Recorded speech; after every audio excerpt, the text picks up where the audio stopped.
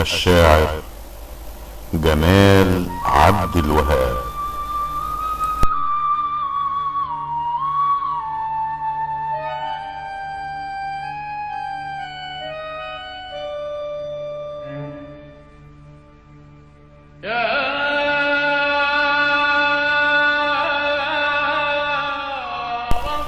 ليلة ميلاد النبي بنقول يا رب آمين، ترحم عبيدك والنبي من قسوة الخاينين، قتله وبره السجون والمقتولين جواه، ده يرضي مين والنبي لو كنا ناس عاقلين.